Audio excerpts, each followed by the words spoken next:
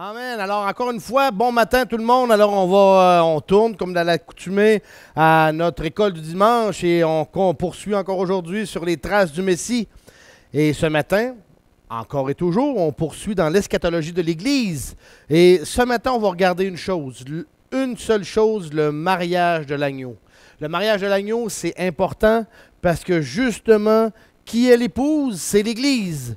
Et notre époux, l'époux de l'Église, c'est bien entendu, c'est Christ, c'est le Messie. Alors, on va regarder ce matin justement cette portion-là et qui s'intitule le mariage de l'agneau. Alors, le troisième élément, et c'est le troisième élément qu'on regarde ce matin concernant l'eschatologie de l'Église, porte sur le mariage de l'agneau. Et afin de bien cerner le sujet,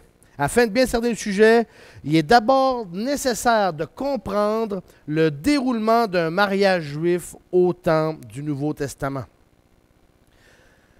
Le mariage juif se faisait en 4 étapes. Et on va justement regarder ces étapes-là concernant le mariage juif de l'époque.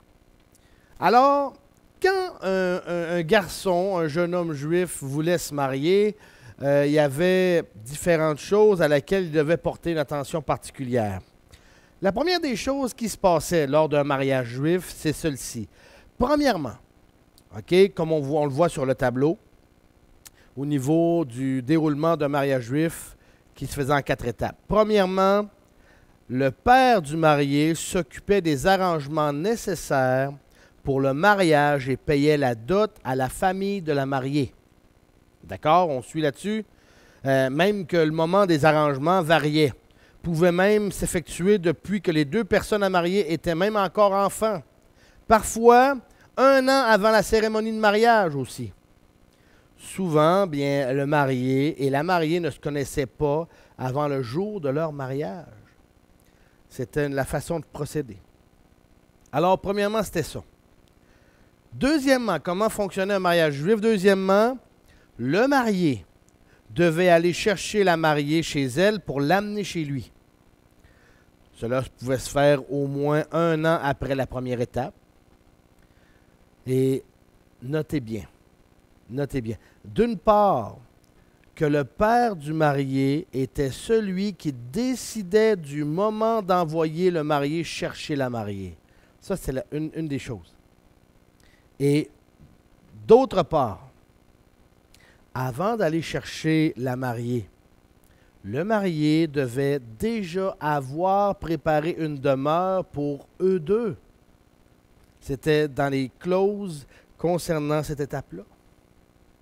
Alors, c'est le père qui décidait quand. Et deuxième chose, c'était le marié, avant d'aller chercher sa mariée, la maison, la demeure devait être prête. Troisièmement, dans un mariage juif, comment ça se passait? Troisièmement, avait lieu la cérémonie du mariage, à laquelle peu de personnes étaient invitées. Avant la cérémonie nuptiale, la mariée devait subir une immersion rituelle de purification. C'était de cette façon-là qu'il procédait. Et maintenant, la manière que les Juifs se mariaient à l'époque. Quatrièmement, la fête du mariage. Les noces, autrement dit. La fête du mariage suivait et durait normalement 7 jours. 7 jours. Même beaucoup plus de personnes même étaient invitées à cette fête comparativement à la cérémonie de mariage, au mariage en soi. Alors, quand on regarde justement les 4 étapes du mariage juif. Les 4 étapes du mariage juif sont évidentes quand on étudie le mariage de l'agneau. Et on a vu la manière de fonctionner, les 4 étapes. Maintenant, comparons-les avec le mariage de l'agneau. Regardez bien. Premièrement, regardez bien ce que ça dit. Dieu le Père a fait les arrangements pour son Fils et a payé la dot pour la mariée. Là, on parle de Dieu le Père et Dieu le Fils. OK? La dot, dans ce cas-là, a été le sang du Messie. Le sang du Messie. Puis c'est ce qu'on peut voir dans Éphésiens chapitre 5, Éphésiens 5, versets 25 à 27. Et on va le lire immédiatement. Regardez, tournez dans Éphésiens 5, 25-27. Ça dit ceci.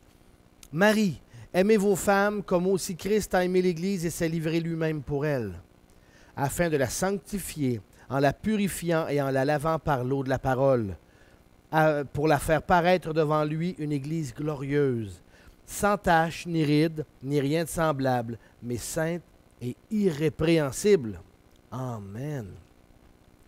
Amen.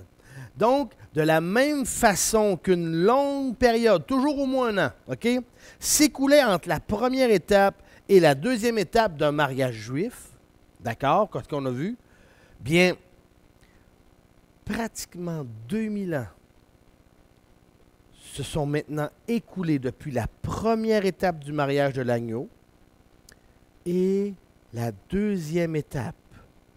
La deuxième étape se confirmera lorsque ce qui est annoncé dans 1 Thessaloniciens chapitre 4, versets 13 à 18. Ceux qui seront morts seront ressuscités premièrement et nous qui serons restés, nous serons enlevés. Ça, c'est la deuxième étape. 1 Thessaloniciens 4, versets 13 à 18. Lorsque ça va se produire, c'est la deuxième étape. L'enlèvement sera en effet le parallèle avec le marié qui va chercher sa fiancée chez elle. Le Messie viendra dans les airs pour chercher sa mariée et l'emmener chez lui dans les cieux. Amen. Or, Dieu le Père est le seul à connaître le moment de cet événement. Comme il est dit dans Matthieu 24, verset 36. Je ne tournerai pas, mais Matthieu 24, 36, le Père, Dieu le Père seul, connaît le moment de cet événement. En outre, même, il ne surviendra qu'une fois le lieu de résidence préparé. Le lieu de résidence préparé. Regardez Jean 14, versets 1 à 3. Quand le Seigneur nous raconte qu'il va nous préparer une place et qu'il va revenir nous chercher, qu'il va nous prendre avec lui et qu'on va être toujours avec lui. Alors, c'est Jean 14, versets 1 à 3. Vous regardez bien dans votre Bible. C'est merveilleux de voir ça, de réaliser ça. Même que tout à l'heure, j'aimerais qu'on récapitule un peu 1 Thessaloniciens chapitre 4. Verset 4 au verset 13, chapitre 4, verset 13 à 18. J'aimerais qu'on en fasse la lecture. Ça dit, « Or, mes frères, je ne veux pas que vous soyez dans l'ignorance au sujet des morts, afin que vous ne vous affligiez pas comme les autres hommes qui n'ont point d'espérance. Car si nous croyons que Jésus est mort et qu'il est ressuscité, croyons aussi que Dieu ramènera par Jésus pour être avec lui ceux qui sont morts. Car nous vous déclarons ceci par la parole du Seigneur, que nous, les vivants qui serons restés pour l'événement du Seigneur, nous ne précéderons point ceux qui sont morts. Car le Seigneur lui-même descendra du ciel à un signal donné, avec une voix d'archange et au son de la trompette de Dieu. Et les morts qui sont en Christ ressusciteront premièrement. Ensuite, nous, les vivants qui serons restés, nous serons enlevés avec eux sur des nuées à la rencontre du Seigneur dans les airs.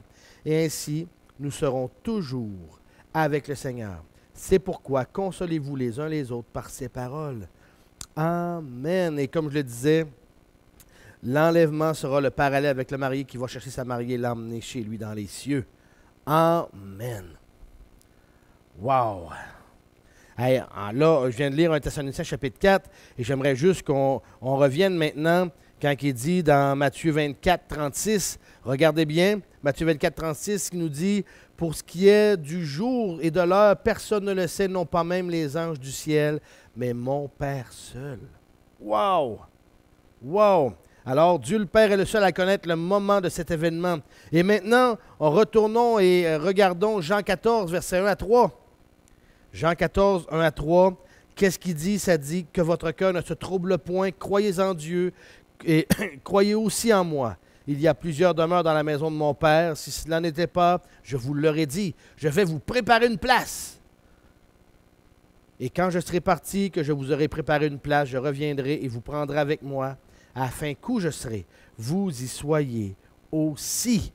Amen. Amen. Wow.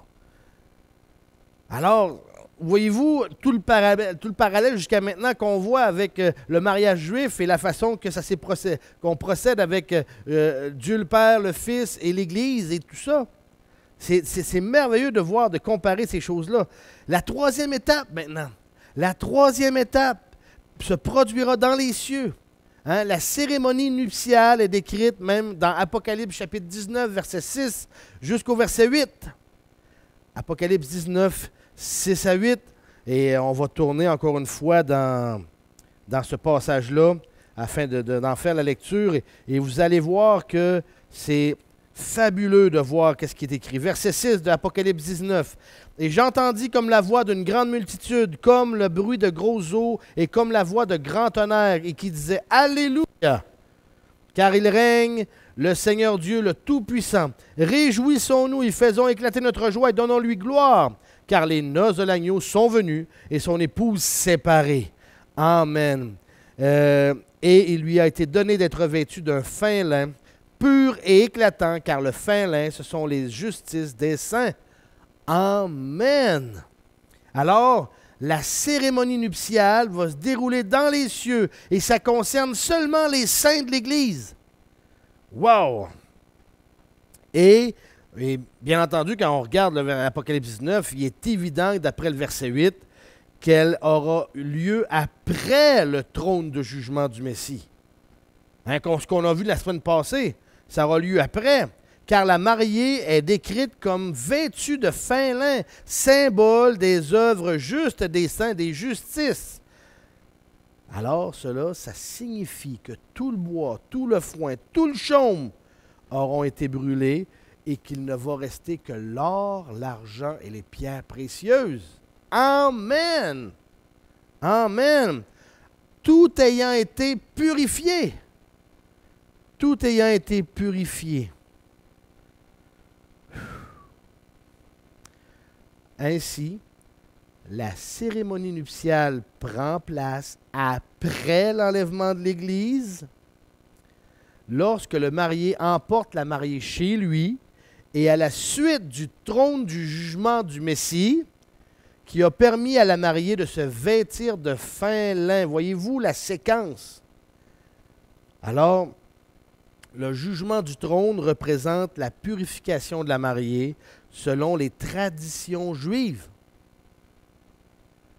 Et la cérémonie nuptiale se déroulera avant le retour du Messie sur la terre. Wow! Quand on regarde encore une fois Apocalypse 19, les 10 premiers versets d'Apocalypse 19 décrivent justement les événements se produisant dans les cieux avant le retour du Messie. Tandis que les versets 11 à 21, qu'on va regarder plus tard bien entendu, décrivent le retour du Messie et les événements qui suivent. Il est très important de remarquer que l'Église est déjà au ciel avant le retour du Messie. De plus, l'Église aura été assez longtemps au ciel pour être passée par le trône du jugement du Messie. Ça indique clairement que le temps de l'enlèvement et celui du retour du Messie ne peuvent pas être confondus et devraient plutôt être espacés par une certaine période. Amen. Et vous savez, on a déjà examiné les passages qui montrent l'enlèvement, que l'enlèvement devait avoir lieu avant le début de la grande tribulation. Et c'est encore une fois, c'est prouvé par Apocalypse 19, les versets 6 à 8 qu'on vient tout simplement de lire ici. Alors, c'est de toute beauté là-dessus. C'est merveilleux de voir qu'est-ce qu'il y en est. Et alors, cette cérémonie nuptiale-là aura lieu dans le ciel, après l'enlèvement et avant la seconde venue, et ne concernera que les saints de l'Église. Les saints de l'Église. Maintenant, concernant la quatrième étape. Concernant la quatrième étape de la fête du mariage, toujours en rapport avec Christ, l'Église, Dieu le Père, bien, la fête du mariage où les noces, les fameuses noces, eux vont se produire sur la terre après le retour du Messie et marquera le début du royaume messianique. C'est pourquoi certaines paraboles concernant le royaume messianique emploient la symbolique du mariage, telles que Matthieu 22, les versets 1 à 14, telles que Matthieu 25, les versets 1 à 13, et ainsi de suite. Alors, bien que la cérémonie nuptiale, le mariage, ça concerne que l'Église, les saints, que l'Église, bien, les saints de l'Ancien Testament et les saints de la tribulation, eux vont participer à la fête du mariage ou ce qu'on appelle communément les noces. Les noces, le repas, et ainsi de suite. Les célébrations après. Et ça, tout ça, là, en détail, on va tout revoir ça un peu plus tard, même concernant après la grande tribulation, quand Christ va revenir dans un passage qu'on appelle l'intervalle de 75 jours. Vous allez voir, plus tard, on regardera tout ça concernant ce qui en est de cet intervalle-là. Mais c'est important. Le mariage se produit au ciel, après l'enlèvement et après le trône du jugement. C'est seulement le mariage qui concerne seulement l'Église. D'accord? Et il va se passer certaines choses, bien entendu, qu'on va voir la semaine prochaine. Mais ensuite, quand le Messie redescend sur terre à la fin de toute la tribulation, là, les noces vont avoir lieu parce qu'il manquait des invités au mariage. Il manquait les saints de l'Ancien Testament et il manquait les saints de la grande tribulation. Alors, c'est important ça aussi, à réaliser. Wow! Nous venons d'étudier ici l'eschatologie de l'Église invisible. L'enlèvement va se produire avant la tribulation, puis dans les cieux auront lieu le trône du jugement du Messie et la cérémonie nuptiale avec l'agneau précédant le retour du Messie. Il se produira même, comme je viens de dire tout à l'heure, d'autres événements dans les cieux avant la tribulation et on va regarder ça à partir de la semaine prochaine. Mais là, on a regardé le mariage de l'agneau, à quel moment il se produit et justement, c'est ce que je voulais qu'on puisse voir ce matin. Alors, à travers les versets que nous avons vus, à travers la comparaison avec le mariage juif de l'époque, on peut voir réellement que tout prend place concernant ce fameux mariage. Amen.